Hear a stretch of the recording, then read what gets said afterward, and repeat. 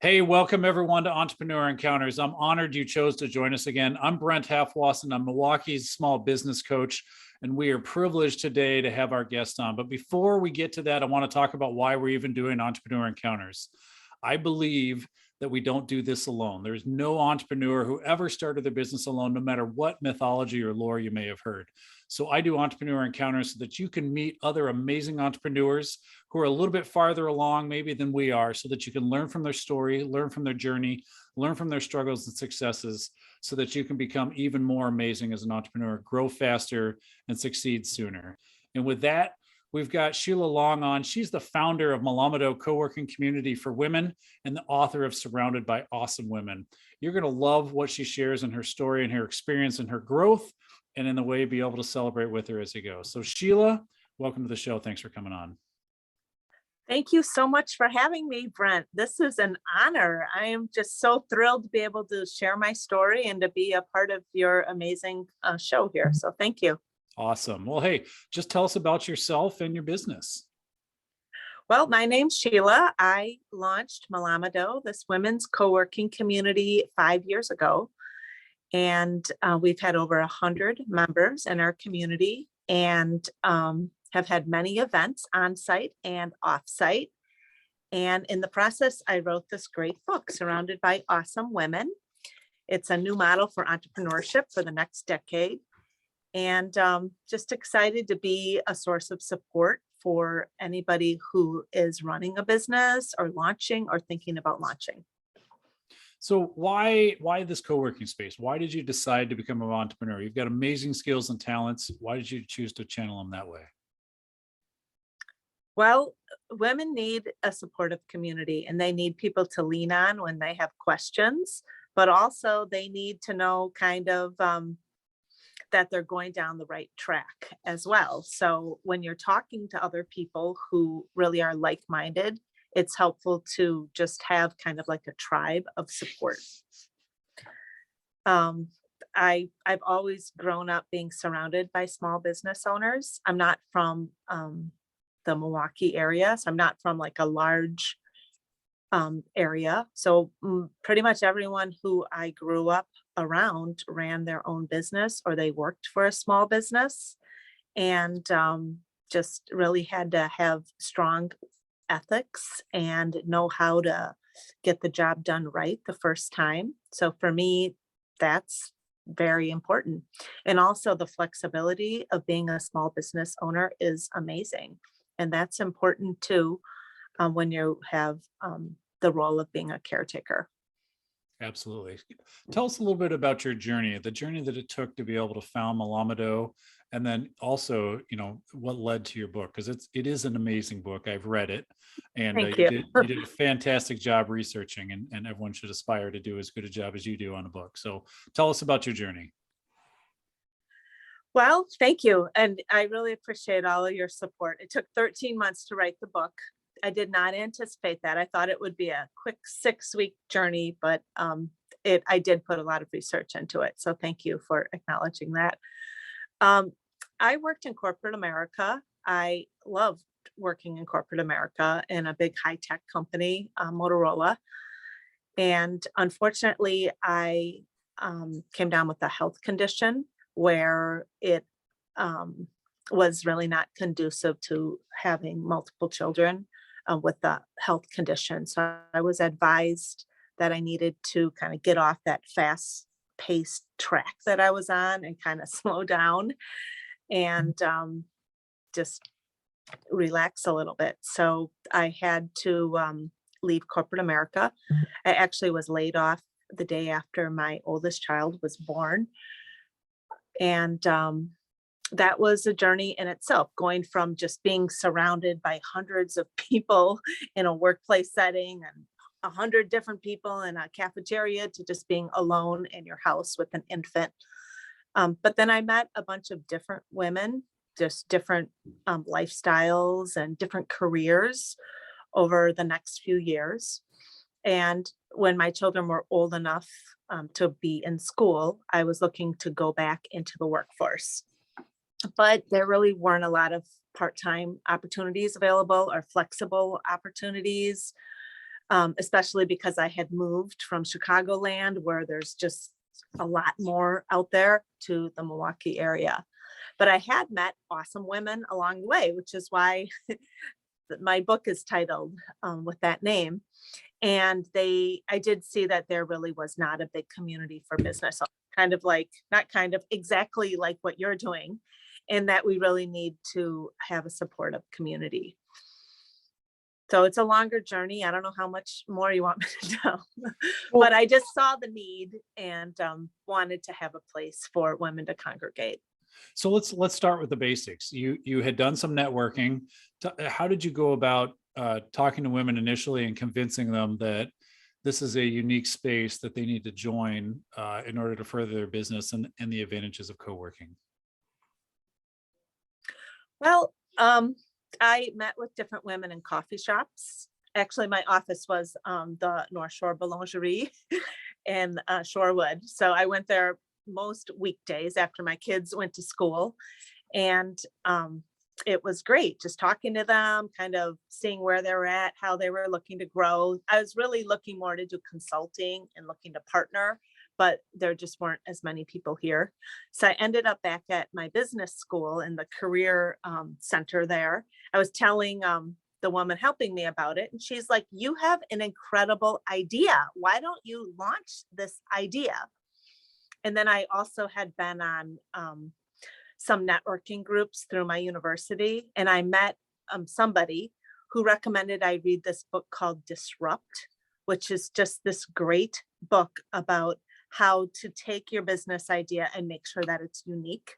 So I read that book and really fine-tuned my model and determined what women really needed. And that was really like a strong supportive community. And then I researched around the country. I think there was maybe 3, maybe 5 women co-working communities. And Milwaukee had about 3 or 4 just co-working. They didn't have anything for women. Wisconsin didn't have anything just devoted to women. So I launched it. And so how has the reception been? You've identified that problem of being surrounded by support, or needing to be surrounded by support to be successful.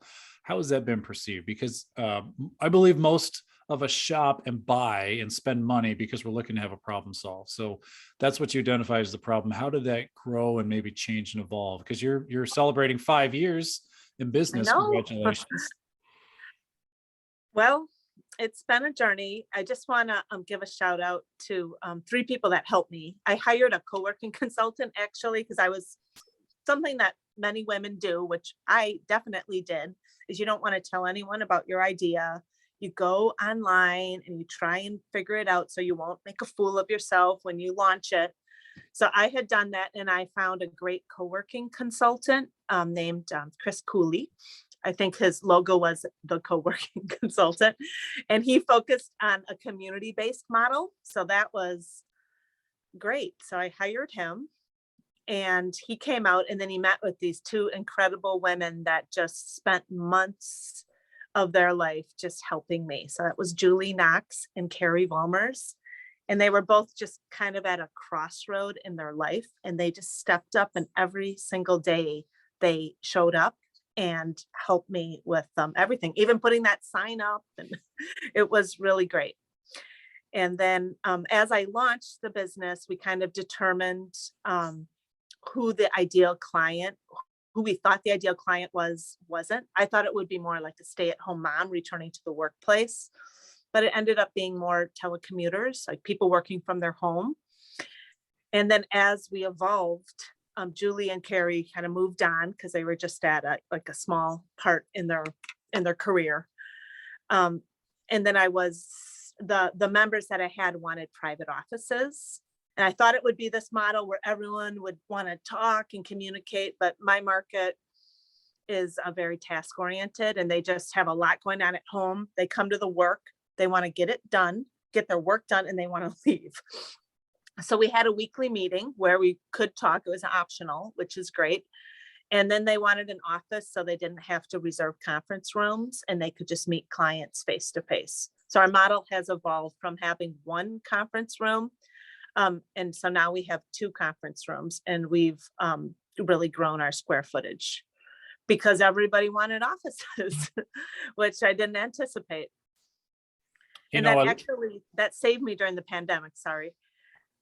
Because with sharing an office, it was actually deemed, it was kind of outlawed by the governor. He said in the edict that co-working is now like illegal or something like that. But then we had private offices. So I just moved the model so that everybody had their own door and they were essential workers because they're running their own business. And we were able to survive the pandemic through a lot of community support. you know, you've said a couple of things that really stood out there. You had to pivot your understanding, your ideal customer. You came up with what seems like a very reasonable hypothesis, first guess, tried it out. Turned out it wasn't stay-at-home moms. It was telecommuting women. You know, and then it turned out that people wanted offices instead of open space. What did it take? And that's over a 5-year journey. And then you included the COVID move in there. What did it take though, sort of from a mental mind shift for you to see that, recognize it and change it? Because I've encountered a lot of entrepreneurs that I'm just going to say they're stuck. Like their idea of their ideal client isn't coming to be. And it's usually because someone else is actually really interested in their product, but they can't get their mind changed off of their original concept. So if you can share, how did that shift for you? How did you come to that understanding? Well, it's pretty clear when they're not showing up. You're like, aren't you interested? No, I'm not. And so they really weren't interested in that. And I just really had to pivot. Also, the market shifted from being business owners to somebody walked in. It shifted from telecommuters. And then as we started having more space available, the business owners showed up, but they were further along in their journey. And also another market I always wanted to market to, but I kind of was set in the market of it's got to be caretakers, is the market of empty nesters. And during COVID, that even up until now, that really is the majority of our members. And I always knew that was a good market, but I was in the market of caretakers. So I'm like, well, that would be a great market.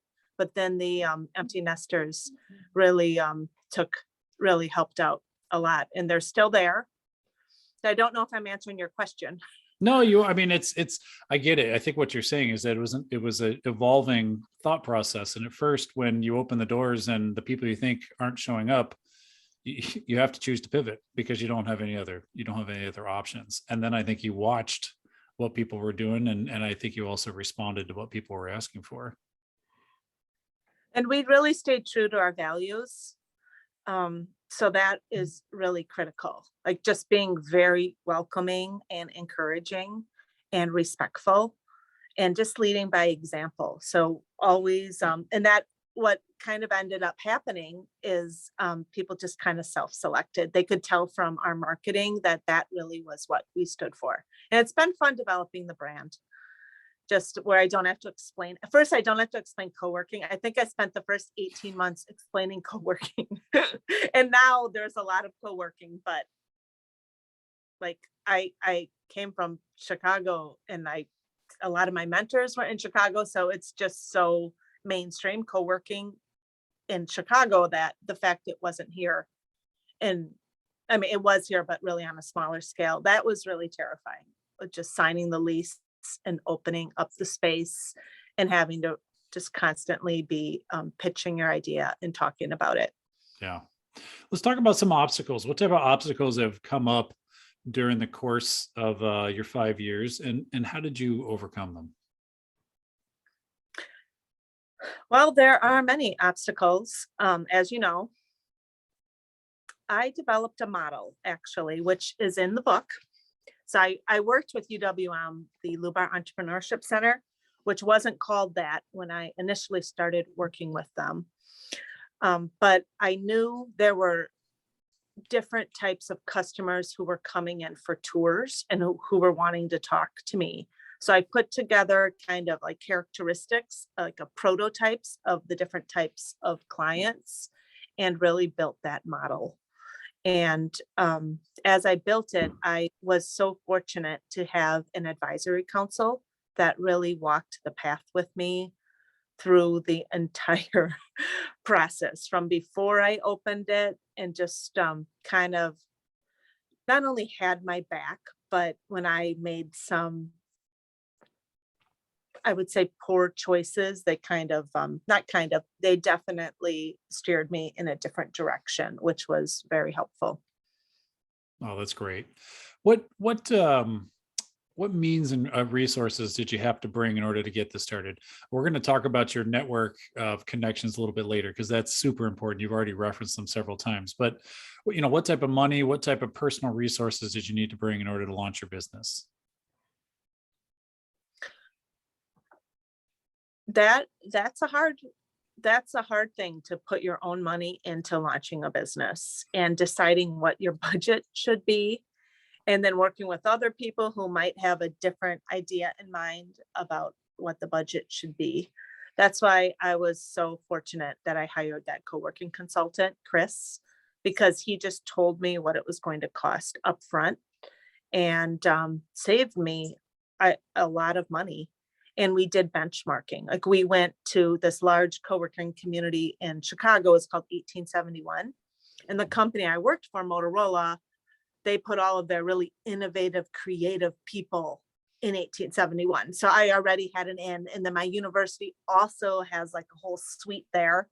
So I was able to tour there and got a lot of great insight, which actually saved me a lot of money, because I saw how they had it set up. Like, somebody wanted, I got a quote for telephone jacks, thousands of dollars. 1871 was like, there's no wires. Like, first, we didn't see any wires, and they're like, everything's on Wi-Fi. So I'm like, yeah, why would we pay thousands of dollars? And then I knew I put some personal money into it. I did have some friends and family money.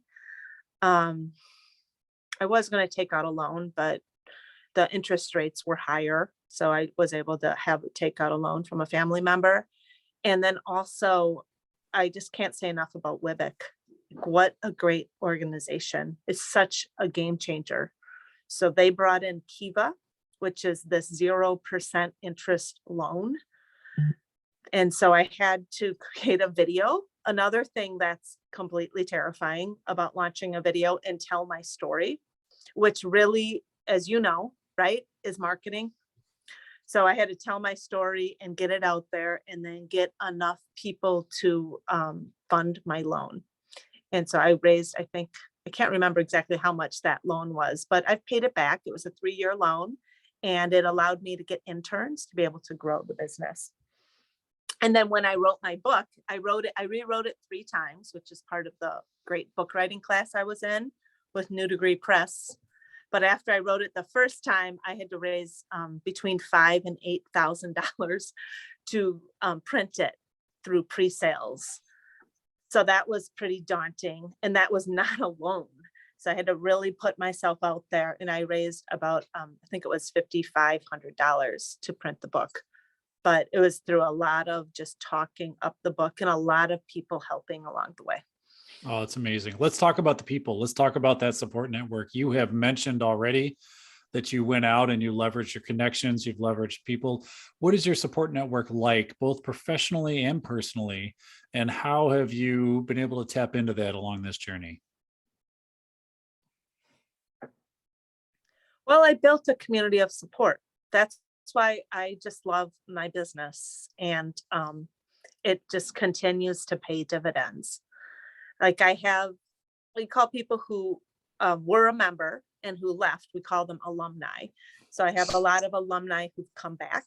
And actually, I was just featured in a different publication, and they asked for some of our members to also be featured. And it ended up, there's 5 of them that are going to be featured. They're all alumni who came back. So that's just really fun. There's a lot of referrals. And I always tell people that even we're not really doing a hard sell if somebody comes in for a tour, because they might have a neighbor or a family member or somebody they'll meet in 6 or 9 months who needs a supportive community. And it's really just about women helping women. And also the entrepreneurial community in Milwaukee is incredible. They have like a quarterly meeting where the leaders of different organizations meet and we pool our resources. So we created Start in Wisconsin, which is a database of events for entrepreneurs to be a part of. And we did that by all of us like working together. And then the women's entrepreneurship community is also a very special place. So I was able to have like-minded people be part of my journey. A few of them sat on my advisory council as well. So let's talk about your book a little bit, because you spent a long time on it. I've read it. It's amazing. You did a tremendous amount of research to be able to get there.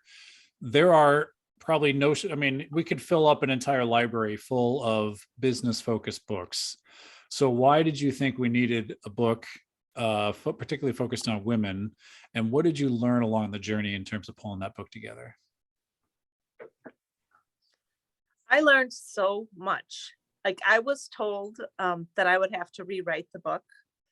I really didn't think I was going to work that hard on it. So I wrote it the first time. The second time, the publisher read it like after the first pass, and they said to publish this book, you need to fix your chapters.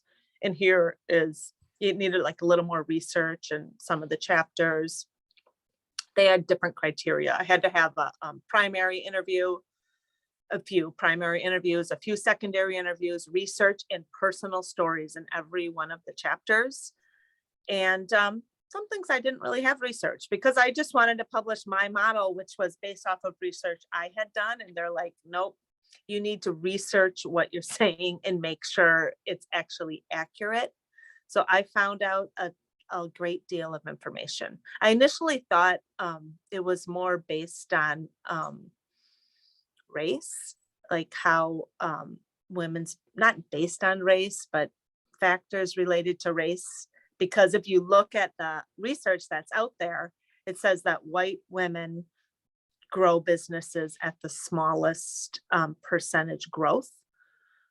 So I kind of went into writing the book thinking that, and I had done some kind of focus groups here as well, where we explored that in a little more depth. And then when I did the research, I really found out how complex the issue of socioeconomic disparities is, and it's really not about race. I ended up changing the title of one of my chapters from race to it's called Powerful Networks Pave the Way Now. It's really just about who you know and really building a supportive community within your network.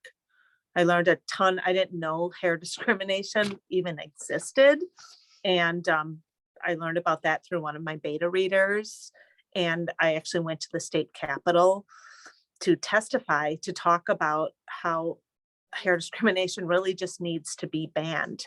I ended up not testifying because it was quite a lengthy process, but I'm a huge proponent of making that illegal. So you mentioned that you had to go out and get $5,000 to $8,000 of pre-sales. And I think this is a spot where I've heard no shortage of entrepreneurs say, I'm writing a book right now. Great. And not just an ebook, but like a full on, like could actually be published, but actually getting people to buy it. That's where the proof's in the pudding. So how did that process go for you, getting some pre-orders? Well, one thing that I do, which is I always give credit to other people, but that does tend to not help women. But the book writing class, they kind of have like a proven way to help you build a following. And as you go through the process of writing your book, they explain to you that the book is just the first thing. What you're really doing is building your brand. And so sometimes you just have to send people a book for free if they're a huge influencer so that they can read it. So I had people who I had researched and who I put in my book.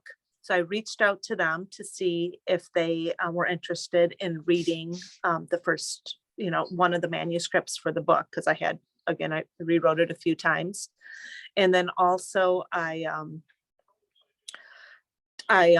had a network of support from having run my business for 3.5 years at that point. So I was able to reach out to those people and see if they were interested in purchasing one. And just by doing many LinkedIn posts and making the journey of writing a book be an exciting story that people want to follow. So I was able to do that through that process. Oh, that's amazing. I think sounds like, once again, you leveraged the entirety of the network that you had and were transparent about sharing the story. And it turned out to be successful in that way. You mentioned that the book is really about the brand. And I know you've talked about a lot of aspects of your brand, but if you were to distill your brand down to a short phrase, sentence, or mini paragraph, what would you say is uniquely special about your brand and the brand of the company you're running? Well, we are a very unique business. Like, I am in the world of women's empowerment, and there are many, many incredible organizations in the world of women's empowerment. But I'm also in the industry of co-working. So that is just another industry. But when you take the two of them together, women's empowerment and co-working, and you create a safe space for women to kind of build on their ideas, it's an incredible part of the journey. And that's not really all that we do, because we host events. Normally, pre-COVID, I brought in, I think, at least 21 speakers who came in and just really helped motivate people along the journey, or just to even get on the path. And then we go on site to different events. Like, we have the Criterium Classic, which will be outside our door, literally. It's one of the last Fridays in June, and we'll put tables out front, and we'll be able to be there and promote our businesses. And it's hard to stand at a exhibit booth alone and put yourself out there. But if you're there with like 4 or 5 other business owners, or people representing a business for the owner, it's actually a lot of fun. So we have a great time growing our businesses. We're able to discuss the pros and cons of the events and get to know the people running the events and make it more conducive for women. Awesome. How have you managed to persevere? You've been through a lot in 5 years, COVID not the least of them. So how have you persevered over these 5 years? Well, you really have to know your values, right? And what you stand for. And that is really critical. Like, for me, I just believe women, we need to be welcoming, and we need to really encourage other women along the way. And I know it's hard for men. I'm not opposed to men, but it is a hard path, just dealing with different microaggressions that women face.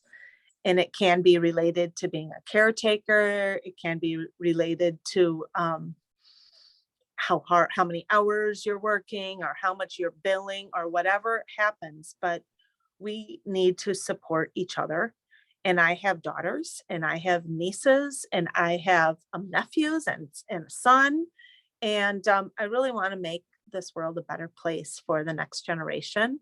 And it's not going away. Like, we do not have equal rights in the United States. It is okay to offer one person a certain wage level and another person a different wage level. It's not illegal. And because of that, unfortunately, there's still going to be a need to help support women. And I wish there weren't that need. Like, for example, I signed a 5-year lease in March of 2020 to build out an event space. And I don't even think it was a gamble. It was a no-brainer, because we really will continue to have troubles with women business owners, and women leaving the traditional workplace, because there are so many inequities kind of built in the systemic system, unfortunately. So that doesn't make much sense, but just built in the system that we have. So if you had 3 pieces of advice that you want to give our viewing audience, what would you say to them? What are the 3 things you'd like to leave them with to make them better at their business? I wrote these down. Let me turn my page here. 3 pieces of advice. You really need to know your core values and stay true to yourself.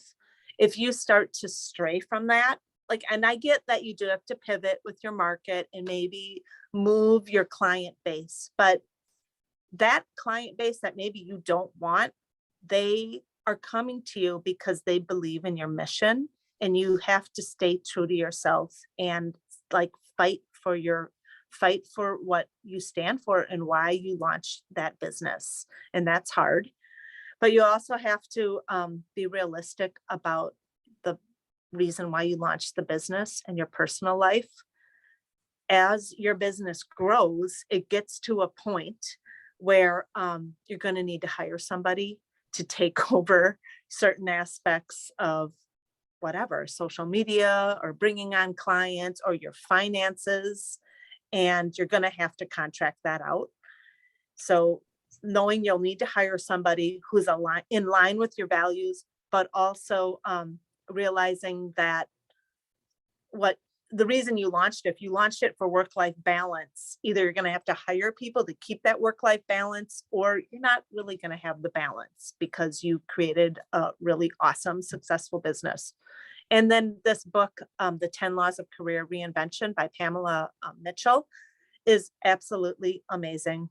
I would recommend anybody thinking about launching a business, read it. It's absolutely amazing. It was my companion before I even had the idea, but she's just like a personal friend who's there to guide you and help you to understand that the people closest to you really cannot help you when you launch a business. You need to have a different group of people support you, mainly because they love you and they care about you, and they don't want to see you suffer.